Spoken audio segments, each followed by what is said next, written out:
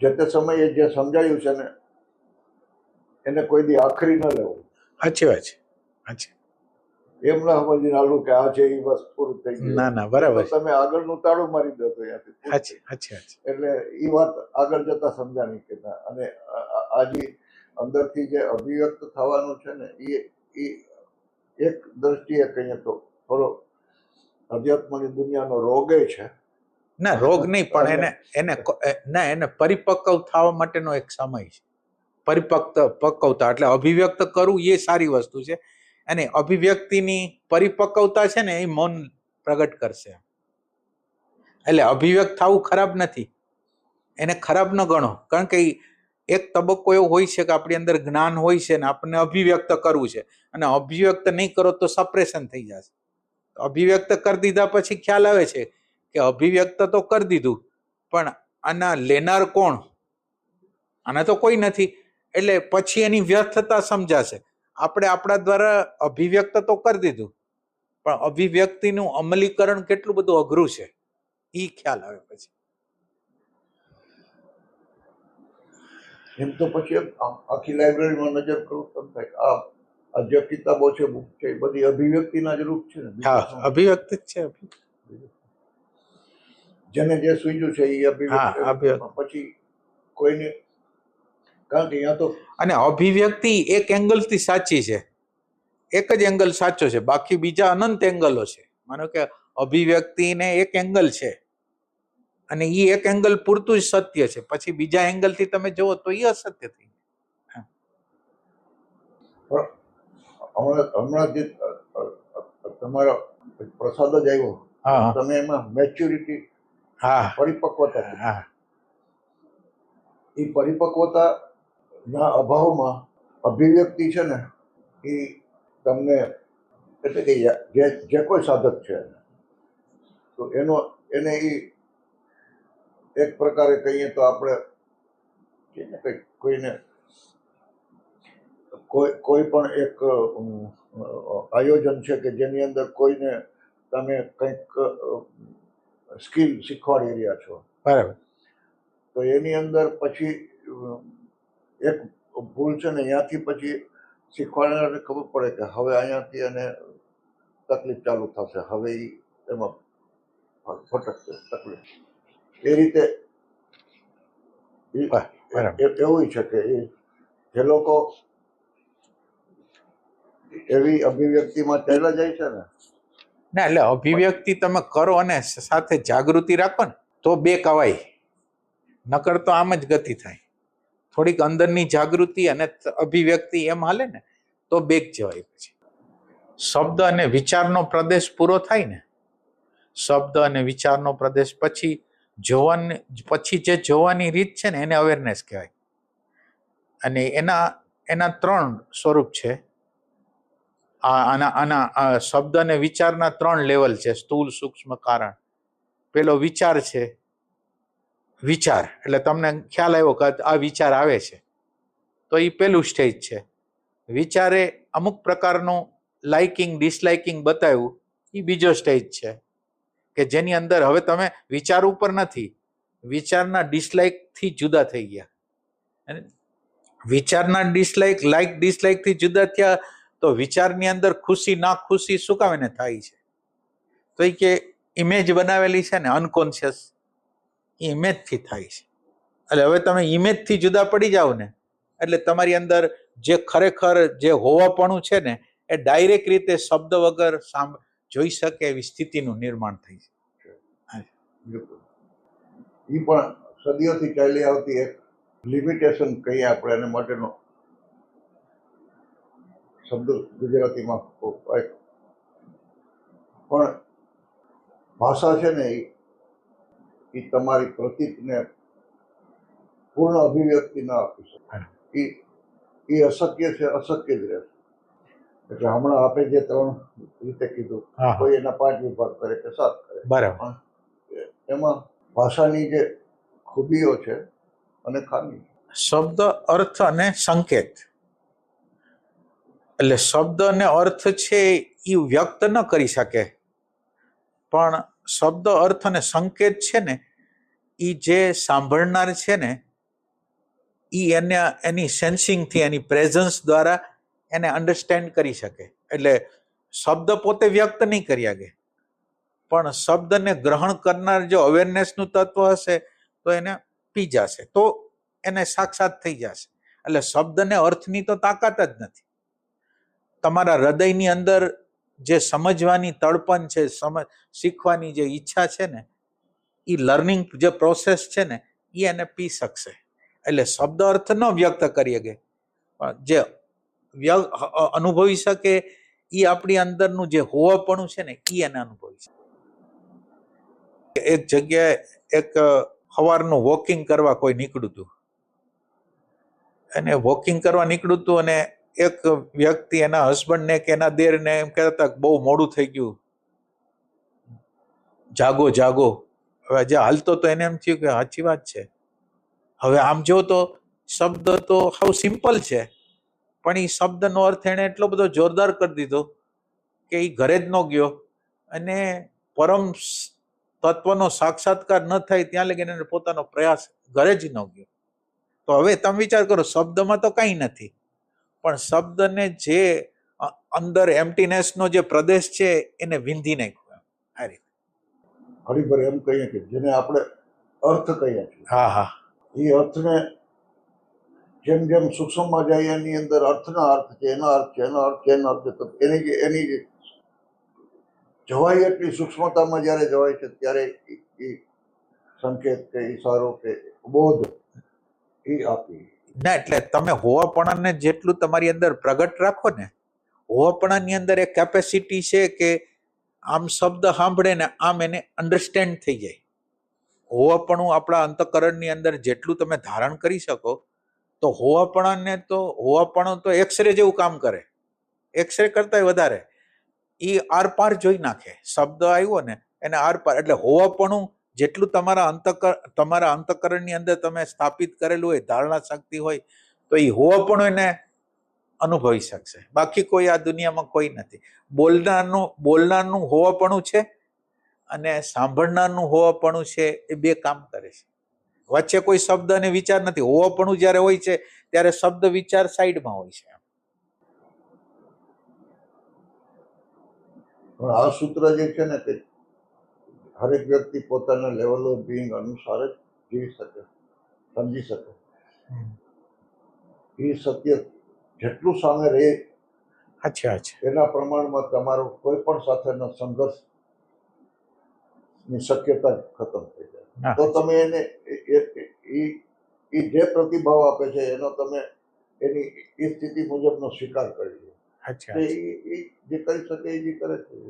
ના એટલે હોવાપણા હારે આપણે જે કઈ ફોલ્સ પર્સનાલિટી, હોવાપણા હારે પર્સનાલિટી, હોવાપણા હારે કન્ડિશનિંગ માઇન્ડ, હોવાપણા હારે એસેન્શિયલ સેલ્ફ, આ બિંગ જે બને છે એ શેનું બને છે? આ એક હોવાપણું તો આપણું રહેવાનું જ, હોવાપણા ઉપર જ આ બધા ખેલ થવાના. એટલે હોવાપણા ઉપર હવે માણસ ફોલ્સ પર્સનાલિટીમાં છે, કન્ડિશનિંગ માઇન્ડમાં છે, એસેન્શિયલ સેલ્ફમાં છે, ક્યાં છે? એ એનું હોવાપણું છે. એને લેવલ ઓફ બિંગ શબ્દ કહે. Level of being. હું જે છે મારા હોવાપણાની મર્યાદાથી જ કહું છું. એ જ જો તમારી સાથે એમ એ સત્ય એમ જ કામ કરી રહ્યું છે, હા હા, તો તમે તમારી રીતે સાચા છો. બરાબર. પણ નહીં તો આટલું કહેવા માત્રથી વાત પૂરી થઈ જાય છે. બરોબર, તમારે સાચા છો. એટલે એનો ગર્ભિતર્થ એ છે કે તમે તમારી રીતે સાચા છો, મારી રીતે સાચા છો એમ નથી. પણ છતાંય એની અંદર કેવું છે કે આપણે જે એટલે આપણે અભિવ્યક્ત કરવા માટે ના અણુ પરમાણુ હોય છે ને, એ સ્વીકારી લે એવા અણુ પરમાણુ જે આપણી અંદર હોય છે ને, આપણે બોલીએ ને આપણને સ્વીકારી લઈએ, એ અણુ પરમાણુને આપણે કાઢી નાખીને એટલે પ્રસંગો ઓછા થતા જાય. તમારી અગર ઓલા અણુ પરમાણુ ફાઇટિંગના નથી તો પછી નહીં. એટલે અહીંયા તો અણુ પરમાણુનો ખેલ છે કે અણુ પરમાણુ તમારે રાખવા છે ફાઇટિંગના, અથવા મારે કંઈક કેવું છે ને એ સાંભળી લે ને એ એક્સેપ્ટ કરે. એમ જો અંદર જે અણસમજ છે ને, એ અણસમજ જેટલા અંશમાં દૂર થાય એટલા અંશમાં એ અણુ પરમાણુ શાંત થઈ ગયા, તો હવે કોઈ કોન્ફ્લિક્ટ કરવાળું જ નહીં આવે. હા.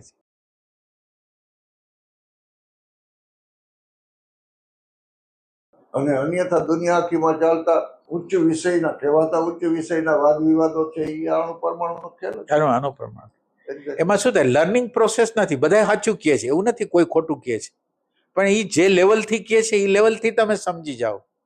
માનો કે જે વ્યક્તિ, માનો કે તમને અત્યારે કોઈ એમ કે માનો કે તમે અત્યારે મારા કઈ દિશામાં, પૂર્વ દિશામાં કહો હા અને હું પશ્ચિમ દિશામાં છું, હવે તમારી પાછળ કોઈક હોય ઈ કે ના તમે પશ્ચિમમાં છો તો એ ખોટું નથી, ને આ બાજુથી કોઈ કે ઉત્તરમાં ના કે કોઈ દક્ષિણમાં, તો ખોટું નથી, પણ એ જે જગ્યાએથી બોલે છે એ જગ્યાને તમે સમજી જાઓ. સમજી હા બસ અરે. એવો સ્વીકાર થઈ જાય હા. કે એના લેવલો હા. તો બરોબર.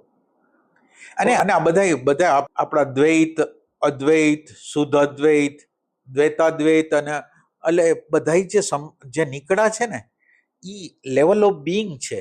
માનો કે દ્વૈતનો સ્વીકાર કરે છે તો લેવલ ઓફ દ્વૈતાદ્વૈત સ્વીકારે છે તો એનું લેવલ ઓફ શુદ્ધ અદ્વૈત સ્વીકારે છે તો એનું લેવલ, એટલે બધાના લેવલ અને બધાને એક્સેપ્ટન્સ છે કે ભાઈ ઈ તું એ લેવલ ઉપર હો ત્યારે તું તો એમ જ કર, બીજું શું કરવાનું એ રીતે.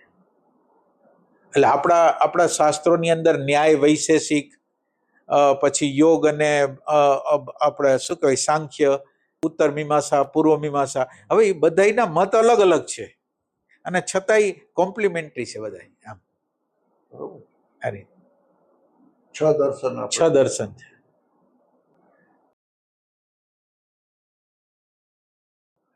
ઘણી વાર તો હું એમ જ સમજતો હતો કે આ મારું ધ્યાન ગઈકાલે અહીંયા હું ઉભો રહ્યો તો ઘણી વાર નથી પડ્યું, પણ આમ પણ આવો જ રોડ એક આમ પણ છે, પછી ખબર પડી કે આ રોડ છે. સાચી વાત અને છે. ત્યાર પછી તેની ઉપર જોતા જોતા ખ્યાલ આવ્યો હકીકત તો એમ છે કે એ તો જ્યાં છે ત્યાં જ છે અને એ એટલી જ શક્તિથી પ્રકાશિત થઈ ગયા છે, એમાંય કઈ ફેર નથી. ખાલી પૃથ્વીનું જે ભ્રમણ છે એમાંથી જે સૂર્યોદય ને સૂર્યાસ્ત પેદા થાય ને એની અંદર એટલું બધું કે એની પાછળનું તો આપણું આખું અધ્યાત્મના કેટલા બધા પેલા ગોઠવાયેલા છે.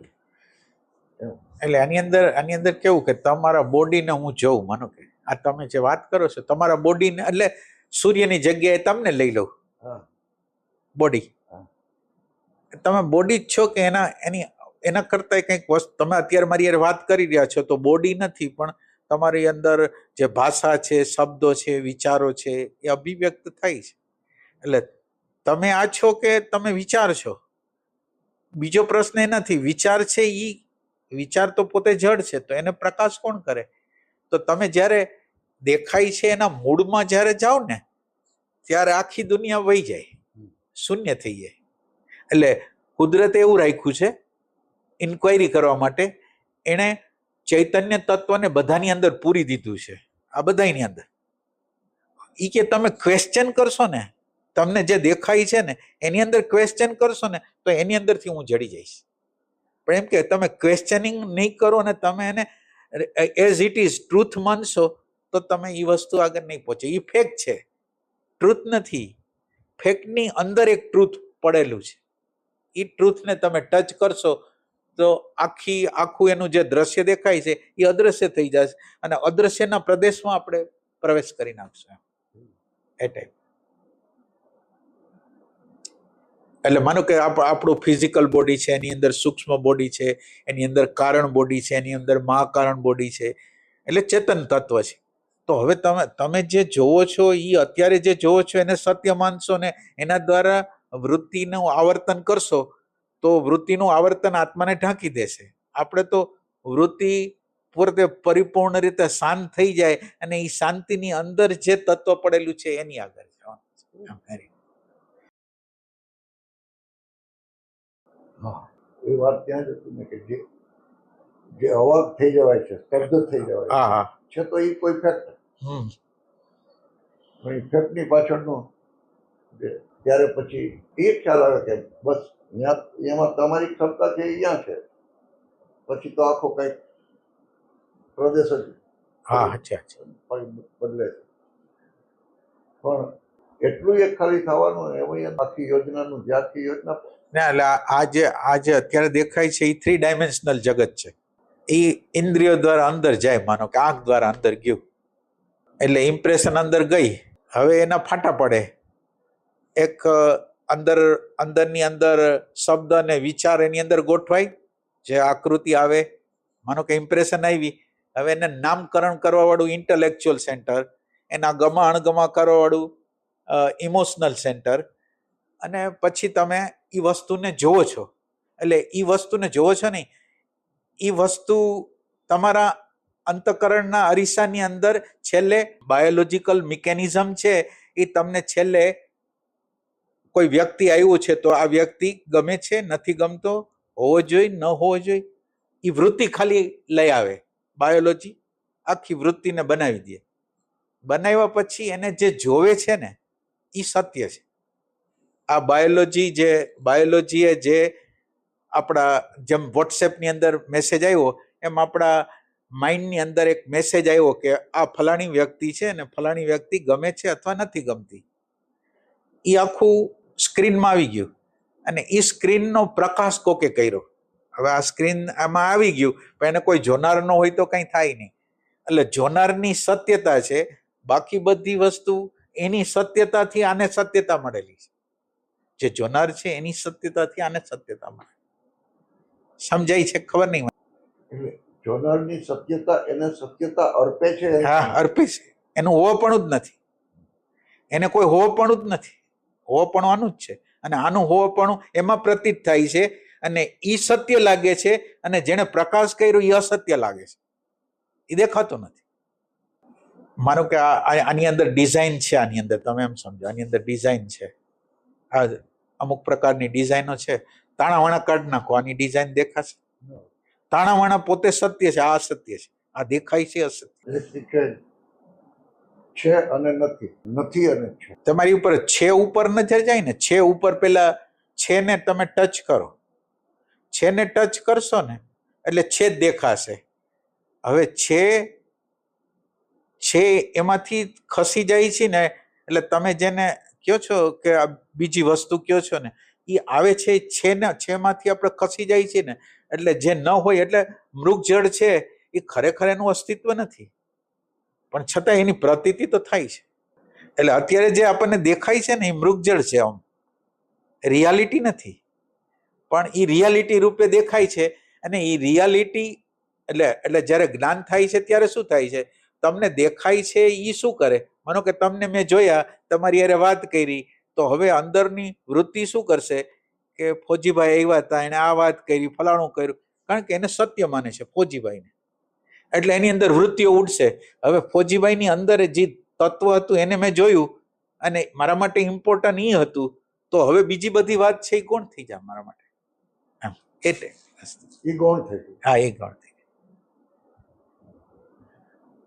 એટલે ક્ષુલ્લક વસ્તુને શું કામ ને ગોતી? આપણે તો જે વસ્તુ પરફેક્ટ છે, સત્ય છે, એને જ જઈને એમ. એટલે જ ઓલા સ્વપ્નના ઉદાહરણ દ્વારા આ વાત કરવામાં સાચી વાત છે. એમ કે યોગ પતંજલિ યોગ સૂત્રમાં યોગ ચિત્ત વૃત્તિ નિરોધ. હવે ચિત્ત વૃત્તિનો નિરોધ ક્યારે થાય? કે આ મનની અંદર જે તરંગો ઉઠે છે, એને જે વેલ્યુએશન મળે છે, એ ચિત્તના પ્રદેશની અંદર આપણને દાખલ નથી થવા દેતા. આની અંદર એક આખો જડતાનો પ્રદેશ છે. જડતા એટલે તમારે દાખલા તરીકે ઇન્દ્રિયો જડ છે, પછી ઇન્દ્રિયો મેસેજ લઈ જાય છે, એ જડ છે, એનું રેકોર્ડિંગ થાય છે, એ જડ છે. એ બધી વસ્તુ જડતાની હારે એક ચેતન તત્વ, એટેન્શન, તમે અત્યારે નામ આપો એટેન્શન. આ એટેન્શન બધાને જીવંત કરે છે, આ બધી વસ્તુને જીવંત કરી નાખે, અને એ સત્ય લાગે છે. અને ઓલું જે પ્રકાશ કરે છે એ દેખાતું જ નથી, પ્રતીતિમાં જ આવતું નથી. એટલે એક્ઝેક્ટલી એટલે જ એમ કીધું કે આ તમે જે જોવો છો એ સપનું છે. હા, એવું જે હા. કીધું છે એટલે હવે તમે જે જોવો છો, અત્યારે જે જોવો છો ને, એ તમારા માટે ઇમ્પોર્ટન્ટ નથી. એટલે આ હું તમને મને વર્ષો પહેલાનો દાખલો આપું.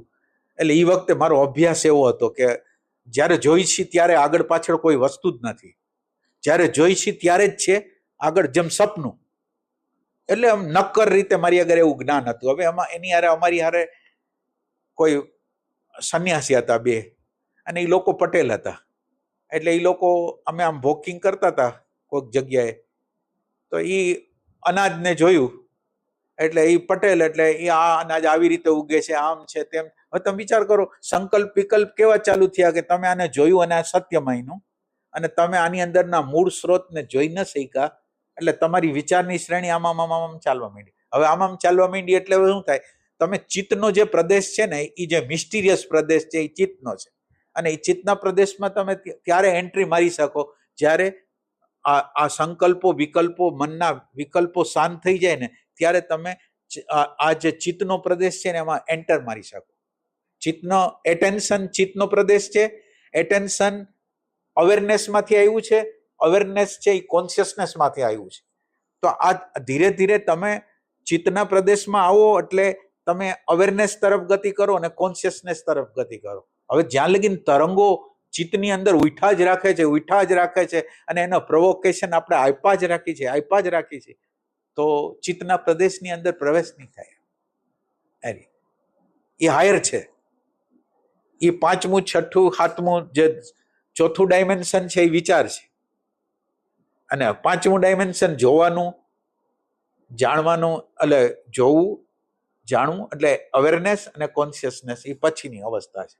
એ 5મું ડાયમેન્શન, 6ઠું ડાયમેન્શન અને 7મું ડાયમેન્શન છે. એટલે એને ભલે 8 કહીને ગોઠવા.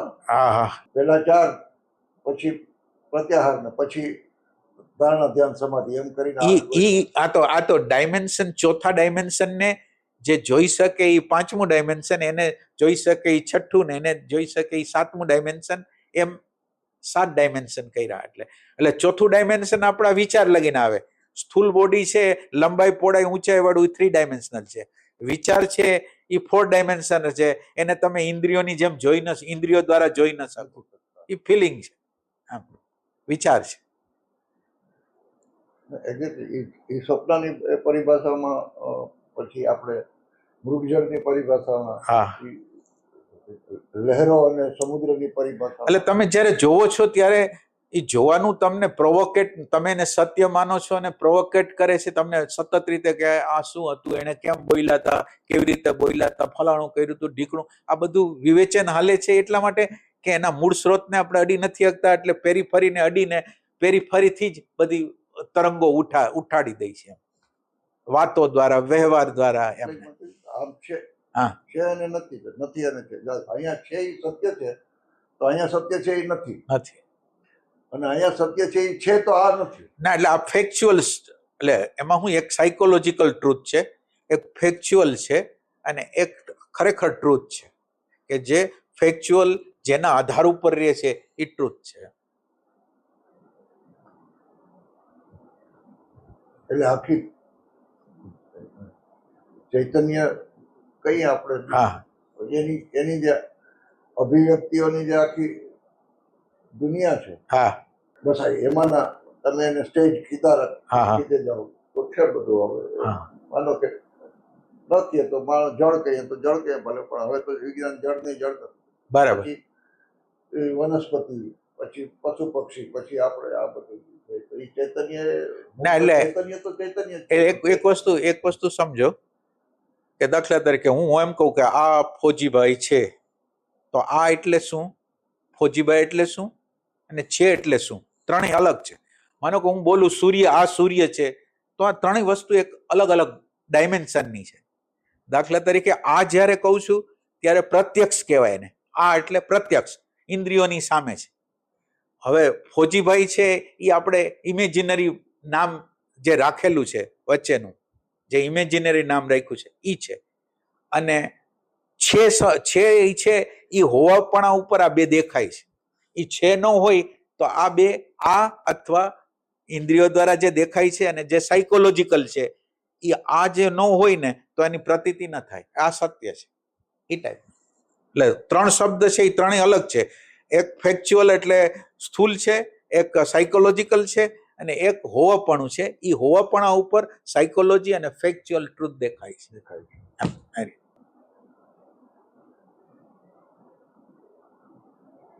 ભલે, હરિઓમ.